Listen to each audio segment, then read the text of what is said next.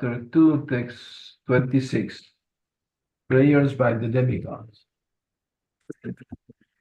All right, everybody can see the verse. Yes, Yes, Maharaj. We are sharing on the screen, Maharaj. Very nice, very nice. Okay, Narayanam Namaskritya, Naram Chaiva Narottamam Devim Saraswatim Vyasam, Tato Jayamudrinayat, Nasta Prayesha Vadreshu, Nityam Bhagavata Sevaya, Bhagavati Tamasloke, Bhaktir Bhavati Naishtaki, Om Namo Bhagavate Vasudevaya, Om Namo Bhagavate Vasudevaya, Om Namo Bhagavate Vasudevaya.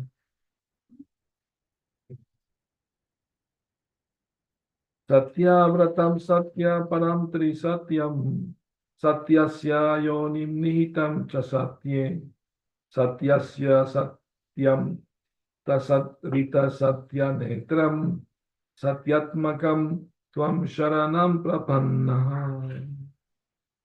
Translation. The demigods prayed, O Lord, you never deviate from your vow, which is always perfect because whatever you decide is perfectly correct and cannot be stopped by anyone. Being present in the three phases of cosmic manifestation, creation, maintenance, and annihilation, you are the supreme truth. Indeed, unless one is completely truthful, one cannot achieve your favor, which therefore cannot be achieved by hypocrites. You are the active principle, the real truth, in all the ingredients of creation, and therefore you are known as Antaryami, the inner force. You are equal to everyone, and your instructions apply for everyone, for all time. You are the beginning of all truth. Therefore, offering our obeisances, we surrender unto you. Kindly give us protection. Purport. The demigods or devotees know perfectly well that the Supreme Personality of Godhead is the true substance, whether within this material world or in the spiritual world. Srimad Bhagavatam begins, therefore, with the words Om Namo Bhagavate Vasudevaya, Satyam Param Dimahi. Vasudeva, Krishna, is the Param Satyam, the Supreme Truth. The Supreme Truth can be approached or understood by the Supreme Method, as declared by the Supreme Truth. Bhaktyamamma vijanati yavanyaschasmitat prataha, Bhagavad Gita 1855. Bhakti devotional service is the only way to understand the absolute truth. For protection, therefore, the demigods surrender to the Supreme Truth, not to the relative truth.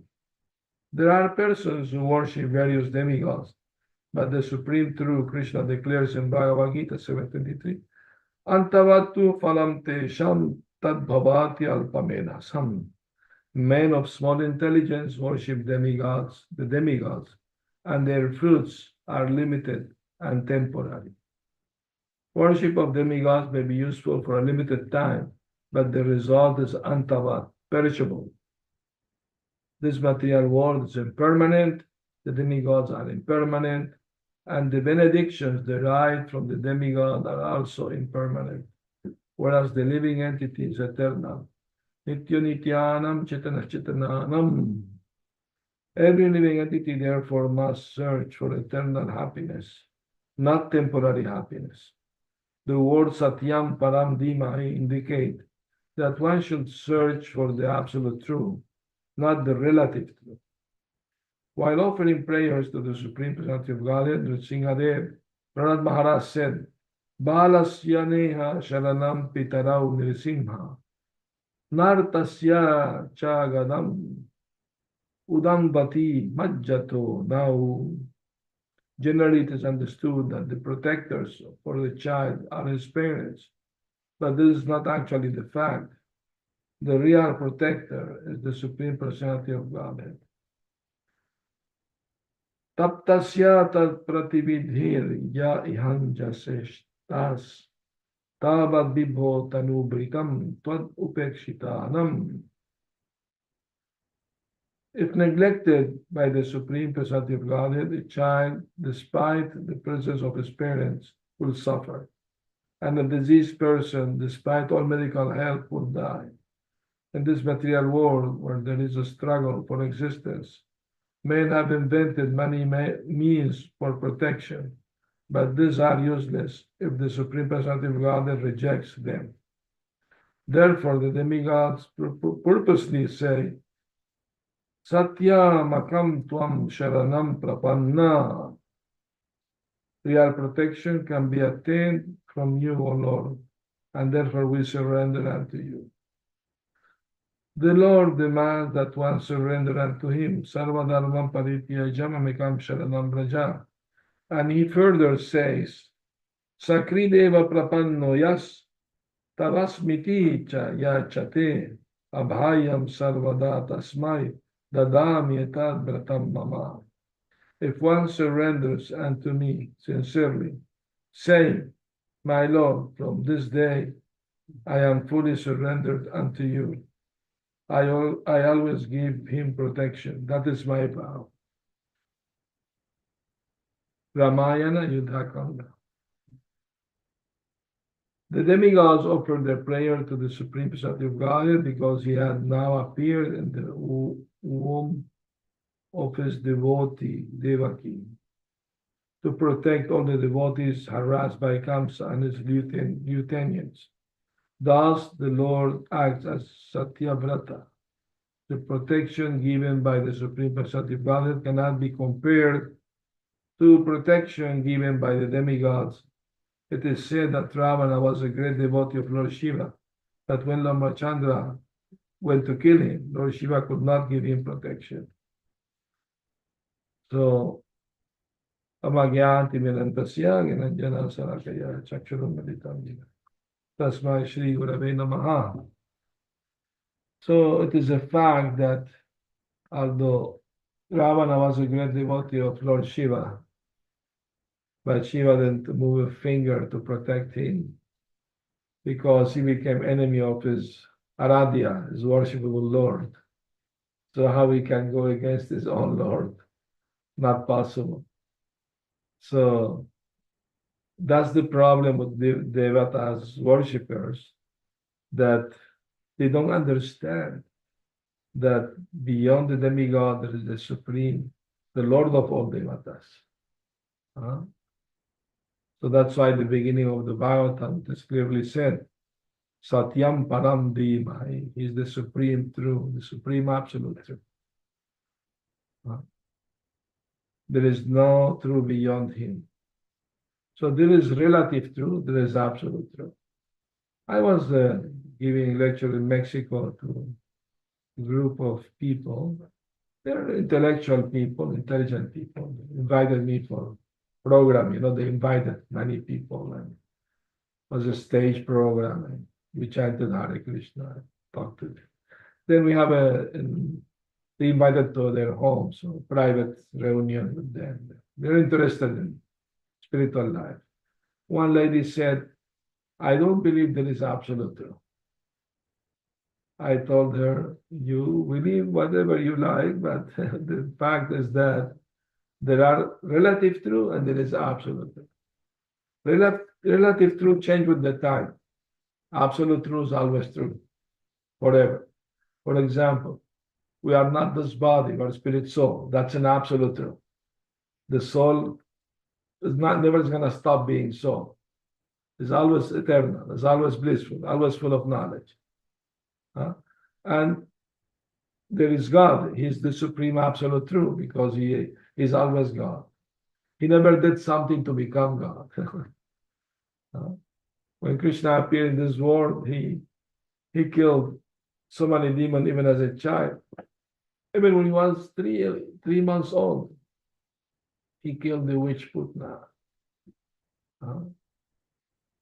So that proved that God doesn't have to undergo any austerities to become God. Like some fashion, happens sometimes. People believe that. If yogi gets some power, he becomes Bhagavan, he becomes God. But this is folklore, sentimentalism. We follow Shastra. The Shastra explains that Krishna is the supreme absolute truth, and we are all his servants. And the devatas, they are devotees, they are intelligent, they are surrendering. Please give us protection. So when Prabhupada visited South America, he told us, Krishna conscious philosophy is very simple. It's to understand two things. We are small and God is great. And the duty of the small is to serve the great. Simple philosophy, not complicated philosophy. So this is our natural condition. It's the nature of the hand to serve the body. Mainly by feeding the body. The hand uses put the food in the mouth, go to the stomach. The stomach get the energy and distribute all over the body, the energy. But if the hand becomes crazy and instead want to put the food in the mouth, want to put the food in the ear, you have to go to hospital to get the food out of your ear. So the whole world is crazy. They're trying to be something they are not. So that means they're crazy. At the beginning of the movement, the what were accused of being crazy. It happened something, one day, early morning, Prabhupada asked one devotee, get me a toothbrush. Prabhupada didn't use a plastic, he used a neem twig or in the West, eucalyptus twig. So the devotee went to the park looking for an eucalyptus tree. He found one tree, he climbed the tree and he was cutting a little branch. And the police officer, he put his flashlight. What are you doing up in that tree at this time of the night? And the devotee said, I'm getting a toothbrush for my guru. Man is crazy. He called the sanatorium. Take him. The devotee have to go get him out. So Prabhupada heard the story. He laughed. He wrote an article. Who's crazy? Crazy is somebody who doesn't know who he is. He believes himself to be somebody else. No? So in that way, spiritually speaking, everybody is crazy. So that's why it is advised, don't listen to crazy people. You will be bewildered by them. We have to find intelligent, sane people. We have to follow the example of the devatas. They pray to Krishna for protection. They are offering surrender. So Sharanagati surrender means accepting that Krishna is our only protector and provider, is our only friend, and that we have to accept everything favorable for the service of Krishna, reject anything not favorable to the service of Krishna, and to be meek and humble. So this is symptoms of surrender. And surrender is something really very sweet because it's like a child. The child, he surrendered to his parents. His parents say, come here, sit here, eat this. The child obeys. Naturally, he knows they will not do anything to harm me. They're my parents. They will protect me. It's a natural feeling. So being part of Krishna, naturally, we should develop this feeling that whatever Krishna says is for our own good, not to do us any harm. So Krishna says, Bhavita, surrender to me, do not fear. I will protect you from all your past sinful activities. You may be the most sinful person, but if you get up in the boat of spiritual knowledge, you can cross the ocean of material ignorance, come to the other shore. when Lord Chaitanya was visiting one of his devotees, Goridas Pandit, he gave him what do you call row? Go up. Or your oar to for for the boat, to go on the boat. And Goridas Pandit was surprised. Why you're giving me this oar, dear Mahaprabhu? Oh, so you can cross people from this side, material world, take them to the other side, the spiritual world. I don't know how to do that. Please teach me. So Chaitanya Mahaprabhu, with his own hand, he wrote the 700 verses of Bhagavad Gita and gave it to him. He knew it by heart, wrote all of them.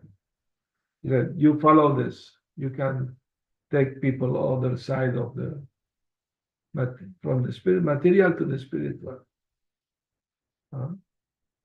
So, and they stayed at his home a few days, Lord Nitai, and he was very happy cooking for them and taking care of them. But after a few days, they said, we have to leave, we have to go preach. He said, no, how can you leave me? I will die if you go. I'm very attached to you. Oh, okay, we'll stay a couple more days to please you. After 2 days, oh, we have to go. Oh, you can't go. I will die. So Mahaprabhu made the deities of themselves, Gornitai, with neem from neem tree. And he touched them and installed them by just touching them, So he told Goridas, they are not different from us. Worship them is the same as us, no difference at all. And they left, but he followed them behind. Please come back, but you have the deities. Okay, the deity can go, you stay. So the deities left, and he went after the deity. No, you can't go, come back. Finally, one set stayed, and the other left. Anyway, and there was one lady devotee in Bengal. She worshipped Gornitai, and she took initiation from bona fide Guru. And she told the Guru that she didn't want to get married. She wanted to serve her deities all life. And she took permission to go to Vrindavan. So all her life was worshipping Gornitai. And she developed a very personal, loving relationship with them. One night they appeared in a dream, they told her, we want to have padukas, sandals. She said, what for? You don't, I bring you everything you need. You just ask me anything you need, I will bring. Food, clothes, everything. Why you need padukas? I'm not gonna bring you padukas. If you get padukas, then you will walk away. I don't want that. So next day, an old lady came to her home and said, last night, your deities appeared in my dream and they said they wanted silver padukas. So I'm bringing them the silver padukas. And she said, you always get what you want. Anyway, so, and then when she was very old, she needed help to worship the deities. So she asked one Brahmana for help, he agreed to help her worship, do puja for the Gornitai. And it was winter time, so she instructed him, when you put the deities to sleep, please put 2 oil lamps close to them so they will get warm, because it is cold winter time. Oh, she said yes. Next day morning, she came very angry and chastised the Brahmana. You forgot to put the lamps at night. They got cold. He was shocked. How do you know? They came to me in the dream and told me. And Gauranga got cold. Deities can have cold. You don't believe. She went to the deity, took part of her sari and put it on the nose of Gauranga. He told him, and he sneezed, and and all the room was perfumed with flowers and from the mucus that came from the Lord's nose. So the Brahmana fell at her feet and said, please forgive my offenses. You are a pure devotee. So Krishna likes to correspond the love of his devotees. And this is real life stories can give us some inspiration to know that Krishna likes to correspond with the feelings, the service of his devotees. So, but usually we do everything mechanically, chant mechanically. We need to finish the round, do our duty. But the idea is the heart must become purified and gradually start developing feeling from it. When you hear the pastimes of the Lord, you will shed tears. You want to become,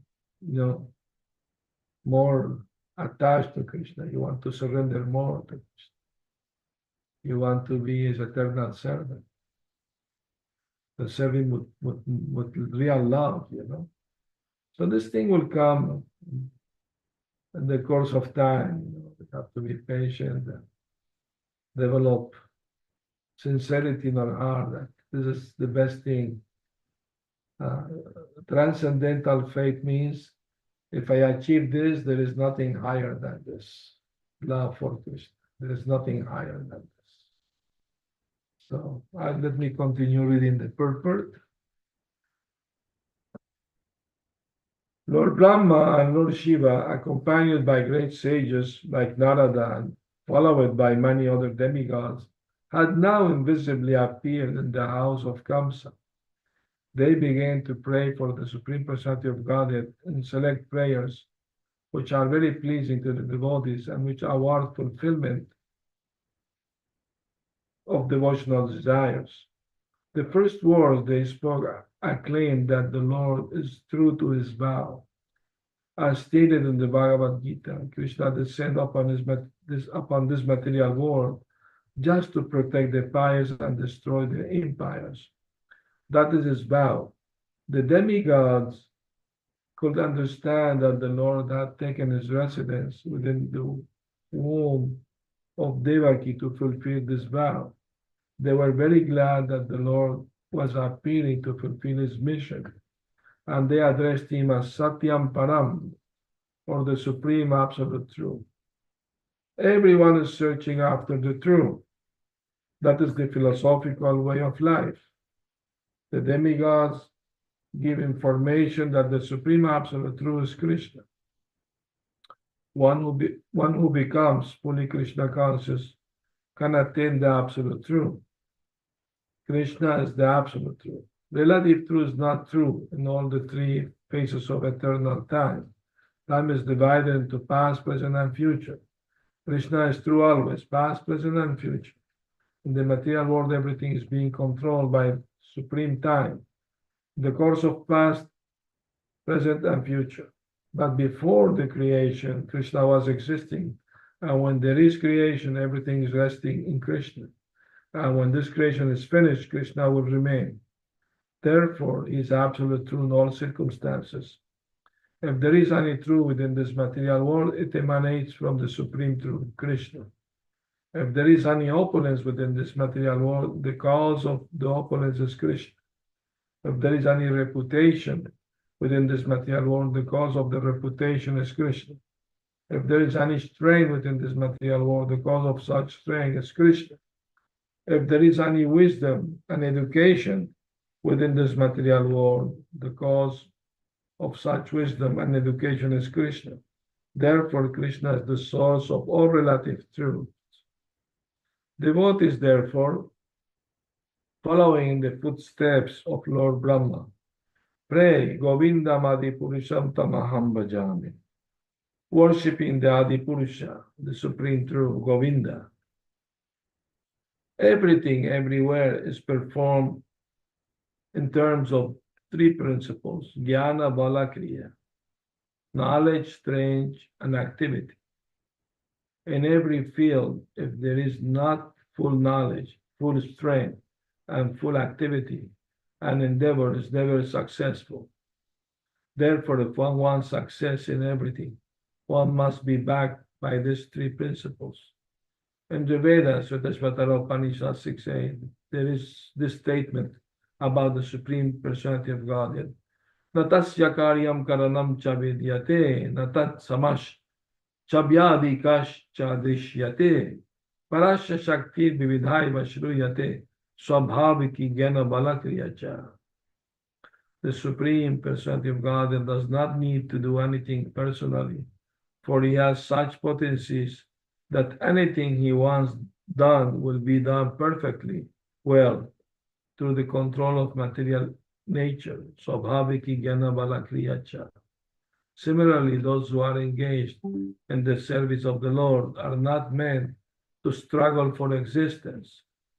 The devotees who are fully engaged in spreading the Krishna consciousness movement, more than 10,000 men and women all over the world, have no steady or permanent occupation, yet we actually see that they are maintained very opulently.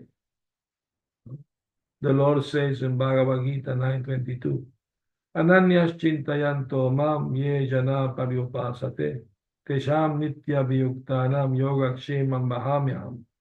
For those who worship me with devotion, meditating on my transcendental form, I carry to them what they lack and preserve what they have. The devotees have no anxiety over what will happen next, where they will stay, or what they will eat, for everything is maintained and supplied by the Supreme Personality of Godhead, who has promised, Kaunteya pratijanehina me bhakta pranashyati. O son of Kunti, declare it boldly that my devotee never perishes. Bhagavad Gita 9:31. From all angles of vision, therefore, in all circumstances, if one fully surrenders unto the Supreme Personality of Godhead, there is no question of one struggling for existence. In this connection, the commentary by Sripad Madhvacharya, who quotes from Tantra Bhagavat, is very meaningful. Satchadva uttamam bruyad anandam titi vaivadit yati jnanam samudishtam purnananda drishistataha atritvacha tadadhanat satyatya chocyate vibhu.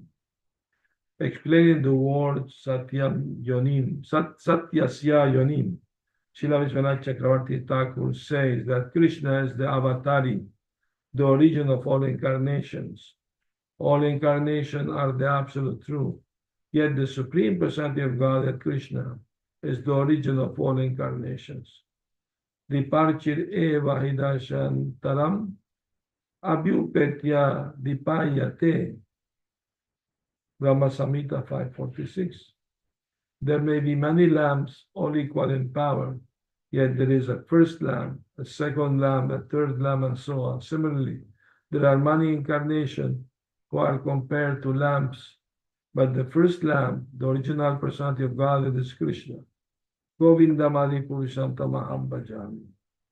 The demigods must offer worship in obedience to the Supreme Personality of Godhead, but one might argue that since the Supreme Godhead was within the womb of Devaki, he was also coming in a material body. Why then should he be worshipped? Why should one make distinction between an ordinary living entity and the Supreme Personality of Godhead? This question are answered in the following verses. Of course, Krishna wasn't born like an ordinary child after 9 months in the womb, no.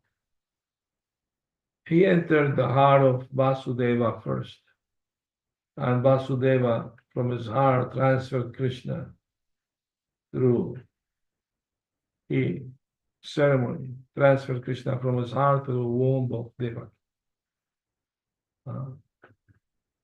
And when Krishna appeared to his parent, he didn't appear as a child, he appeared with 4 arms, fully decorated, grown up. So they could understand he's not an ordinary child, he's the Supreme Lord himself. And by their prayer, he became a baby. Because they were worshiping him to have him as their child. Or before he revealed that to them, that you worship me, you are doing great tapasya, you are demigods, no? And by pleasing me, you were controlling your senses, practicing celibacy, meditating on me with love. So I was pleased with you and appeared to you. And you prayed to me that you want me to be your son. So I promised you that I will be your son for 3 lives. And this is your last life in this material world. First, he appeared as Prishnigarba. Sutapa and Prishni were his parent. He appeared as Prishnigarba. That's Prishnigarba is the one who appeared to Dhruva Maharaj. So, and then he appeared as Vamanadev, Aditya and Kashyap, the parents. And the third time, Devaki Vasudev became the parents. Of course, as soon as Krishna was born, he instructed before to his father to take him to Gokuli, exchange him for the daughter that Yashoda had. That is the Leela, the pastimes. And Kamsa, he killed 6 children of Vasudeva and Devaki. The 7th child was Balana, was transferred from the womb of Devaki to the womb of Rohini. She was staying in Vrindavan. They thought was miscarriage. But no, was by Yoga Maya transferred him from one womb to the other. Mystical, amazing things. And who were the 6 brothers, Krishna's brother, who were killed by Kamsa? They were actually the sons of Marichi.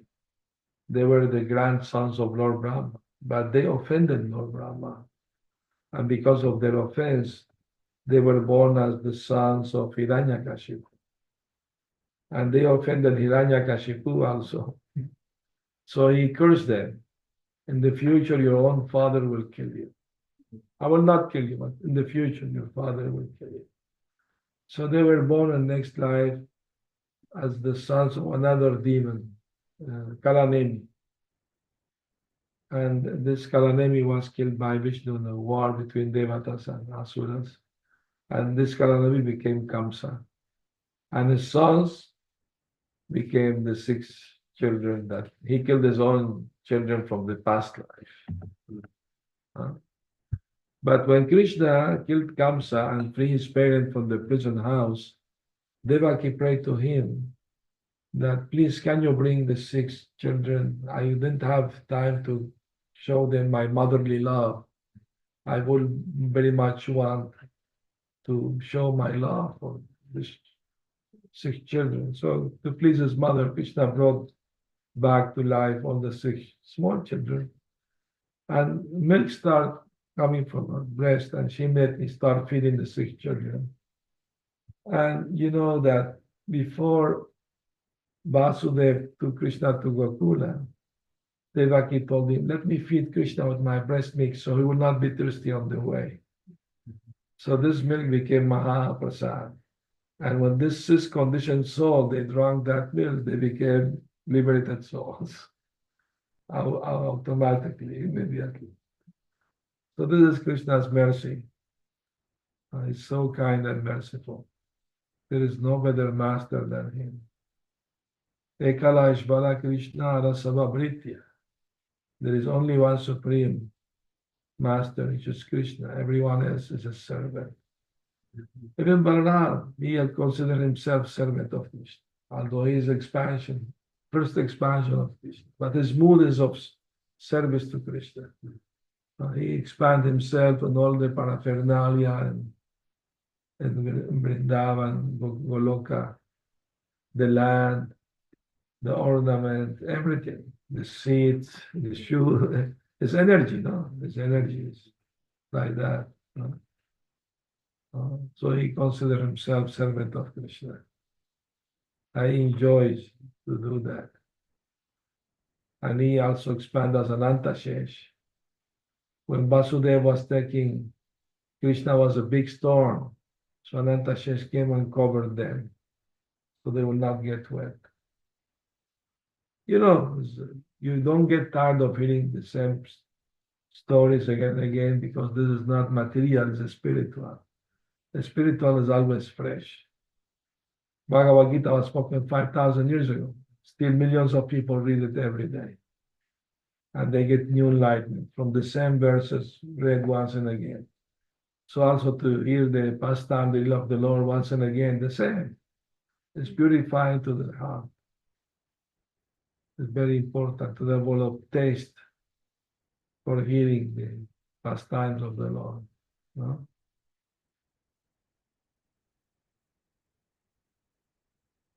And any questions, comments?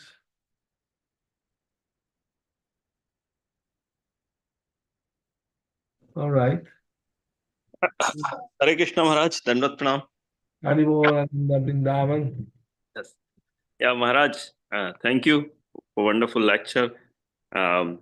You said a point that Krishna is the best master, right? But we as conditioned soul still choose so many different masters from lifetime to lifetime and keep getting disappointed.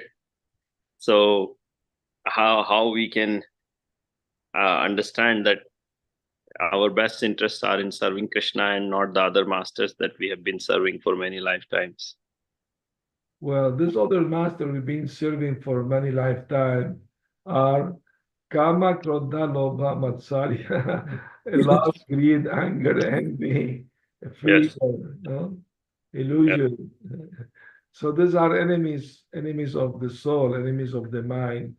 Yes. We are very, very much like to feed them. If six unwanted guests come to your home and sit on the couch and they don't want to leave, but you are very busy, you can't have time for them. You want them to leave, but you don't want to be, harsh or anything. You want to be polite.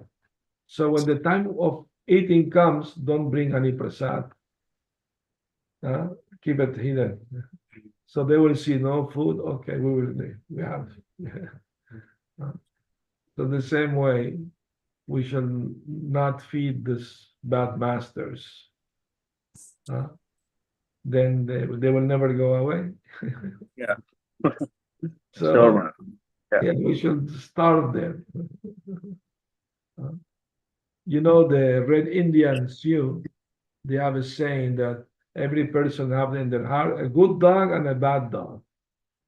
The good dog is all the goodness, all the good things, compassion, love, And the bad dog is everything but negative, hatred, envy, all these bad things.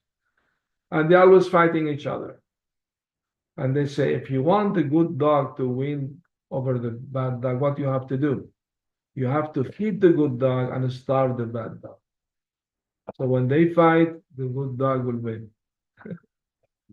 In the same way, we have to feed our good things we have, we have a mix up in our mind, good and bad. But we should feed the good things and starve the bad things. By rejecting those thoughts and thinking of Krishna. Then we are feeding the good thoughts.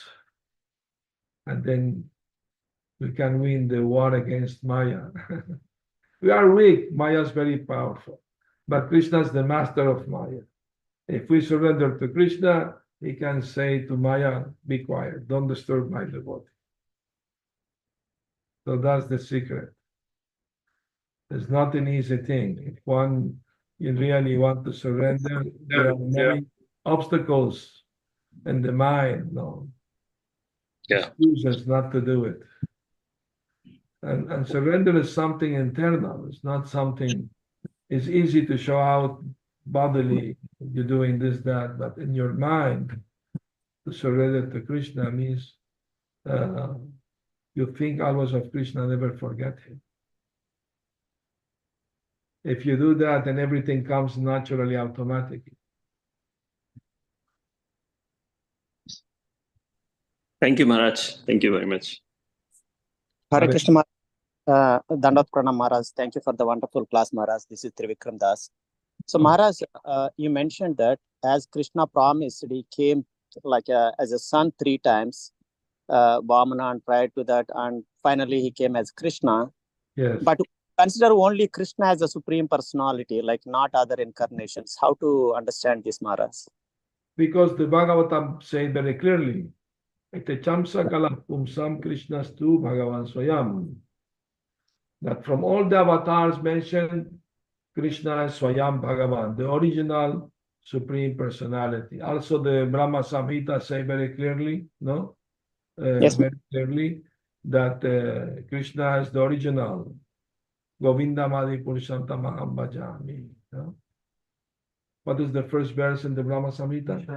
Ishvara Parama Krishna Sachitananda Vigraha Anadiradir Govinda Sarva Karana Karanam. Right from the beginning, Brahma declared, Krishna is Parama Ishvara.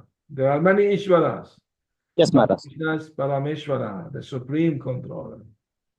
And Sachitananda Vigraha, his body full of eternity, bliss, and knowledge. Anadir, he has no origin. But his Adi is the origin of everything and everyone. He's the cause of all causes. So it's very clearly explained. There are many avatars coming from Krishna. No? Ramadi Murtishu Kalanyamena Tishtam Nanavatara Makarod Bhuvaneshu Kintu Krishna Swayam Samavadat Parama Pumanyo Govinda Madipurusham Tamaham Bhajami. Beginning with Ramchandra, Ramadi. Adi means beginning with. All avatars are expansion of Krishna or expansion of the expansion. So it is very clearly explained in the Vedic literature that Krishna is Swayam Bhagavan, the original Supreme Personality. Prabhupada gave the example that the candle can light other candles. They may have the same light, but there is one original candle. Krishna is not avatar, Krishna is avatari, the origin of all avatars. That's the conclusion of all the holy scriptures. Of course, many people believe Krishna is the 8th avatar of Vishnu, of Narayana. That's folklore. That's folklore. Because usually all avatars come through Kshirodakashaya Vishnu Paramatma, to this material world. But when Krishna only comes once in a day of Brahma, that means every 1,000 Dwapara Yuga. When he comes in his original form, he comes as avatari, as the original form of the Lord, originating all other avatars. So that's only devotees of Krishna who follow Shastra can understand. And we have to explain to the people that, so they also can understand. So, Thank you, Maharaj. Thank you. Hare Krishna. Hare Krishna. All right. So thank you again for hearing the Bhagavatam Hare class. Krishna Maharaj. Haribol. I'm sorry, I'm driving. So, Yes. so, Shama. Maharaj, could you elaborate between the absolute truth and ultimate truth, the difference between these two? No difference at all. Absolute truth, ultimate truth is one and the same. Absolute truth is the ultimate. There is nothing between. But One definition of God is nobody is equal to me, nobody is superior to me. right. So that is absolute, right? But however, when it's like ultimate, for example, you're the ultimate, we are the all. XYZ is the ultimate authority, but it's not the absolute authority. So in this context or spiritual context or related to Krishna, for example, the ultimate truth is of course the death, right? Yes. But is it absolute? The absolute that is within the realm of living this body or giving up the material body and spiritual body, but then the absolute that is beyond any beyond any norms, beyond any what is the word that I'm trying to use? Any condition. Correct.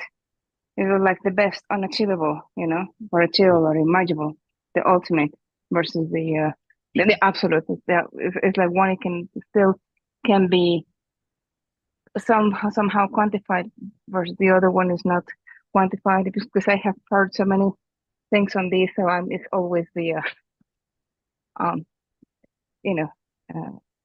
clarification that would be nice.